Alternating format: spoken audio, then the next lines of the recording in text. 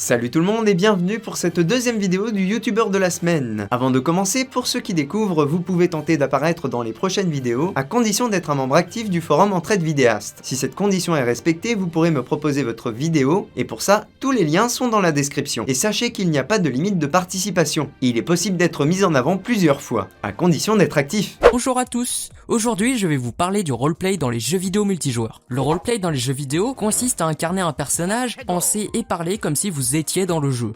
La très grande majorité du temps, vous jouez un personnage complètement différent de ce que vous êtes dans un univers spécifique. Vous devez donc réfléchir à ce que votre personnage ferait dans une situation et non pas comment vous ferez vous. Cette semaine, le petit gars chanceux du forum qui bénéficiera d'une mise en avant est l'ami Xewup, un membre qui commence à dater sur notre plateforme, mais il est toujours là. La vidéo qu'il m'a proposée fait partie d'une émission nommée Pourquoi j'aime et j'aime pas. Derrière ce nom assez simpliste se cache un contenu que n'importe qui pourrait qualifier de petite pépite, et je vais vous dire pourquoi. Pour vous expliquer rapidement, le principe de son émission est de donner tous les points positifs et négatifs qu'il trouve sur un jeu, un film ou encore une façon de jouer, comme c'est le cas ici, puisqu'il parle de roleplay dans les jeux en ligne. Mais ce serait moins bien si ça ne faisait que s'arrêter là, vous trouvez pas? Vous rappelez-vous la semaine dernière quand je vous disais que sur YouTube, l'animation était très rare et que ceux qui dessinaient leurs propres personnages l'étaient encore plus? Eh bien, j'avais raison, parce que j'ai toujours raison. Mais je vais me contredire, parce que j'ai un petit côté bipolaire. Et aussi parce que notre forum regroupe absolument tous les animateurs de YouTube. Mais ça, c'est accessoire. En effet, Xewup se met en scène au travers de son personnage qu'il a lui-même dessiné en pixel art, en s'inspirant des sprites de Sonic. Il invite parfois des guests comme ici son ami Quix, ce qui ajoute aux petites cutscenes animées un côté vivant et interactif. Je dois dire qu'en plus du mérite d'avoir tout fait soi-même, Xewup récolte les lauriers de quelque chose de bien fait. J'ai parlé de l'animation, mais il n'y a pas que ça. Et ouais mon gars, 10 minutes d'animation pure et dure, c'est pas seulement 120 heures de travail qu'il aurait fallu, c'est minimum le triple. Pour le cas du roleplay ici, il tourne des images de sessions de jeu sur différents titres afin de pouvoir imager ses paroles.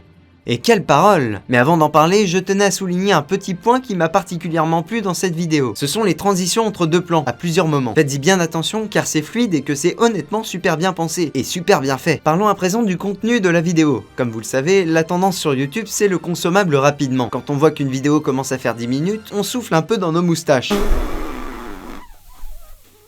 Parce qu'on n'a pas que ça à faire! Moi perso, tous les jours à 16h, c'est Studio Bubble Tea. C'est non négociable.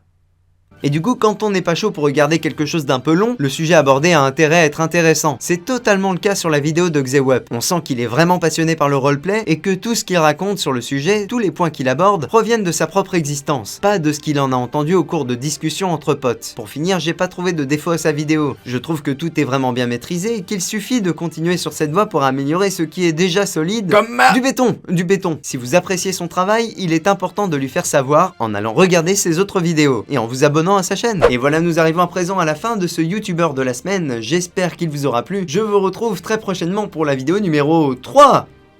D'ici là, portez-vous bien et n'oubliez pas, les inscriptions se font sur le forum. Bye.